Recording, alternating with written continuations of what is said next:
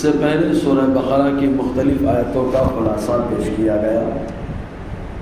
ابھی اپنے سامنے جو آیت کریمہ ہے، اس آیت کریمہ میں حضرت موسیٰ علیہ السلام کو اللہ تعالیٰ نے اور آپ کی قوم کو جو نجات عطا فرمائی، دریائے قلزم میں غرقابی سے اور فرعون کو ڈبو دیا، اسی کا ذکر فرمایا ہے۔ علامہ اسماعیل حقی علیہ رحمۃ الرضوان نے اس کو تفصیل کے ساتھ یوں ذکر فرمایا کہ اللہ تبارک و تعالیٰ نے جب ان کو آزمائش میں کامیابی عطا فرمائی، تب حضرت موسیٰ علیہ السلام کو حکم دیا، آپ اپنی قوم کو مصر سے کوچ کرنے کا حکم دے کہ مصر سے نکل کے شام کی طرف آباد ہوں۔ چنانچہ حضرت موسیٰ علیہ السلام نے حکم دیا، آپ کی قوم نکلنے لگی۔ ساتھ میں یہ بھی حکم دیا کہ جو لوگ فرعونیوں کے یہاں کام کرتے ہیں، جو عورتیں کام کرتی ہیں، وہ لوگ منگنی کے طور پر زیور لے لیں اور یہ بتائیں کہ ہمارے یہاں کچھ دنوں کے بعد تہوار ہے، اس میں استعمال کریں گے، پھر وہ زیور واپس کر دیں گے۔ چنانچہ حضرت موسیٰ علیہ السلام نے حکم دیا، پوری قوم نے تیاری کرنا شروع کر دی۔ آخر وہ رات آئی جس رات میں انہیں کوچ کرنا تھا، چنانچہ آپ نے کوچ کرنے کا حکم دیا۔ بنی اسرائیل کے 12 قبیلے 12 کے 12 قبیلے کوچ کرنے کے لیے تیار ہو گئے، آگے بڑھ رہے تھے، راستہ نظر نہ آیا۔ تب حضرت موسیٰ علیہ السلام نے فرمایا، کیا کوئی معاملہ رہ گیا ہے؟ تو ایک ضعیفہ خاتون جس کو آنکھ سے کم نظر آتا تھا، بہت دھندلا دکھائی دیتا تھا، پاؤں سے معذور تھی، اس نے جو ہے کہا کہ ہاں حضرت یوسف علیہ السلام کی وصیت پر عمل نہ ہوا۔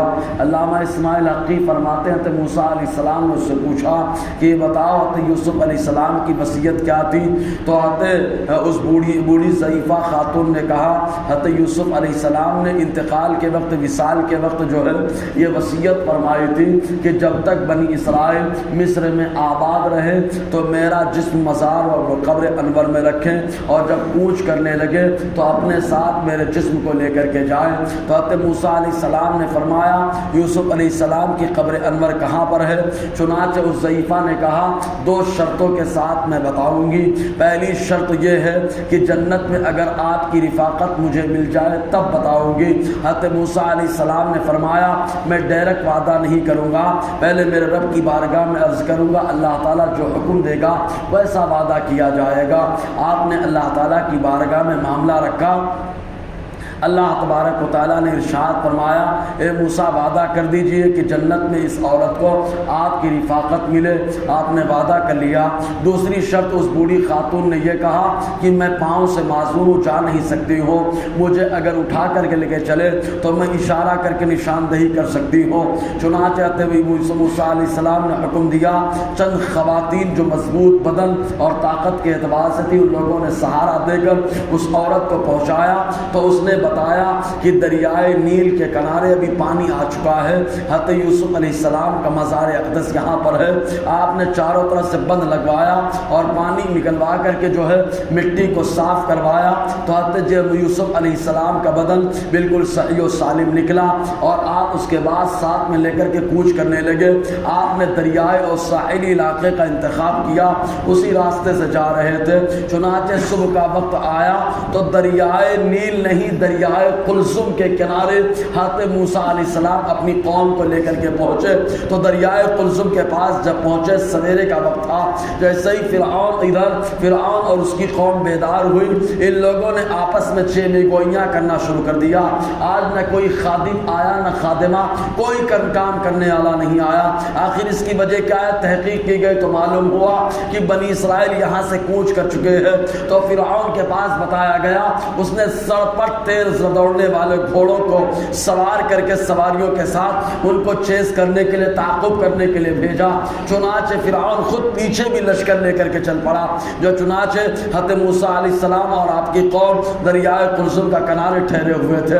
چنانچہ ان لوگوں نے جب دیکھا کہ فرعون اور اس کا لشکر چیز کرتے ہوئے آ رہا ہے، پکڑنے کے لیے آ رہا ہے، تو فرعونیوں نے بیزاری کا حال پیش کیا اور کہا، انا لمدرکون، بے شک ہم کو یہ لوگ پکڑ لیں گے، ہم لوگ بھاگنے نہیں پائیں گے۔ حضرت موسیٰ علیہ السلام نے کہا صبر کرو، چنانچہ حکم خداوندی حضرت موسیٰ علیہ السلام نے اپنا عصا دریائے قلزم میں مارا تو اللہ تبارک و تعالیٰ نے 12 راستے نکال دیے خشک، اور پانی کو بسلے جو ہے دیوار کے کھڑا کر دیا، اور اس میں روشن دان اور کھڑکیاں بھی کر دیے، اور اللہ تبارک و تعالیٰ کے حکم سے حضرت موسیٰ علیہ السلام نے ان کو حکم دیا کوچ کرنے کے لیے۔ تو پہلے جانے کے لیے تیار نہ ہوئے تو سب سے پہلے حضرت موسیٰ علیہ السلام اور آپ کے ساتھ یوشع علیہ السلام یہ دونوں دریائے قلزم میں داخل ہوئے۔ حضرت ہارون علیہ السلام بھی دریائے قلزم میں داخل ہوئے، چنانچہ خشک راستہ۔ پھر بنی اسرائیل کے 12 قبیلے الگ الگ راستوں سے جو اس دریا میں داخل ہوئے اور پار کر گئے۔ جب فرعون اپنے لشکر کے ساتھ پہنچا تو حامان سے کہتا ہے دیکھا میرا اقبال اتنا بلند ہے کہ میرے لیے پانی ٹھہرا ہوا ہے اور راستہ بنا دیا ہے اس نے۔ تو حامان نے کہا کوشش بھی مت کرنا، یہ تمہارے لیے نہیں لگتا ہے، یہ موسیٰ علیہ السلام کا جادو نظر آتا ہے جن کی وجہ سے پانی ٹھہر گیا۔ کیا تمہیں نہیں معلوم کہ تمہارے جادوگروں کو مقابلے میں شکست دی اور اپنا دیوانہ بنا لیا تھا، تو ویسے انہوں نے پانی کو بھی اپنا دیوانہ بنا لیا ہوگا، جانا مت۔ چنانچہ فرعون جو آگے بڑھنے کی کوشش نہیں کر رہا تھا۔ یہاں پہ مشکات شریف اور سنن کبریٰ کی ایک روایت موجود ہے، اللہ تبارک و تعالیٰ نے حضرت جبرائیل علیہ السلام کو ان کی گھوڑی پر سوار کر کے بھیجا جس کا نام خیزوم تھا۔ چنانچہ اس گھوڑی کی شان یہ ہے، خود قرآن مقدس میں آیا کہ جہاں پر وہ اپنا پاؤں رکھ دیتی اللہ تعالیٰ وہاں پر ہریالی پیدا فرما دیتا۔ چنانچہ سامری جس نے بعد میں قوم کو تباہی کے دہانے پہ پہنچایا تھا اس نے دیکھ لیا تھا تو مٹی اس نے اٹھا رکھی تھی، اور اٹھا لینے کے بعد یہ جو ہے قوم کے ساتھ شامل ہو گیا۔ جب وہ فرعون کا گھوڑا نہیں بڑھ رہا تھا حضرت جبرائیل علیہ السلام کی گھوڑی سامنے آئی، اور گھوڑے کی عادت ہوتی ہے گھوڑی کی خوشبو پالے تو وہ پیچھے پیچھے جاتا ہے، کسی حال میں رکنے کی کوشش نہیں کرتا۔ فوراً جو ہے حضرت موسیٰ حضرت جبرائیل علیہ السلام نے گھوڑی کو حکم دیا، وہ دریائے قلزم کی طرف چلی تو اس کا گھوڑا فرعون کا چلا۔ جب فرعون کا گھوڑا چلا تو پورا لشکر اس کے پیچھے چل پڑا۔ اس کے بعد جب دریائے قلزم میں پہنچا تو اللہ تبارک و تعالیٰ کے حکم سے پانی آپس میں مل گیا، تمام غرقاب ہونے لگے، ڈوبنے لگے۔ دیکھتے دیکھتے فرعون اور اس کا لشکر تباہ ہو گیا۔ اس کے بعد موسیٰ علیہ السلام کی قوم نے کہا ہم کیسے مان لیں کہ فرعون مر گیا، اگر وہ زندہ ہوگا تو ہم کو اذیت پہنچائے گا۔ حضرت موسیٰ علیہ السلام نے اللہ تعالیٰ کی بارگاہ میں دعا کی، اس کا لاشا جو پانی میں ڈوبا ہوا تھا اللہ تعالیٰ نے باہر پانی کو حکم دیا، بھیج دیا۔ چنانچہ مرے ہوئے فرعون کو دیکھا، تب ان کو اطمینان ہوا۔ اللہ تبارک و تعالیٰ اسی تعلق سے ارشاد فرماتا ہے وَإِذْ فَرَقْنَا بِكُمُ الْبَحْرَ، اور یاد کرو جب ہم نے چیر دیا تمہارے لیے البحر، دریا کو۔ کون سا دریا؟ دریائے قلزم، یہی تفسیر کی کتابوں میں موجود ہے۔ فَأَنْجَيْنَاكُمْ، تو ہم نے تم کو نجات دی۔ وَأَغْرَقْنَا آلَ فِرْعَوْنَ، اور فرعونیوں کو ڈبو دیا۔ وَأَنْتُمْ تَنْظُرُونَ، اور تم سب دیکھ رہے تھے کیسے وہ ڈوب رہے ہیں، کیسے تباہ اور برباد ہو رہے ہیں۔ اور یہ ڈوبنے کی خوشی میں اور اللہ تعالیٰ نے موسیٰ علیہ السلام ان کی قوم کو نجات عطا فرمائی، اسی خوشی میں بنی اسرائیل جو ہے عاشورہ کا روزہ رکھتے رہے، اور وہ آج تک روزہ چل رہا ہے۔ میرے کیف انشاءاللہ آگے گفتگو رہے گی۔ اللہ تعالیٰ ہم سب کو فیضان قرآن برکات قرآن سے مالا مال فرمائے۔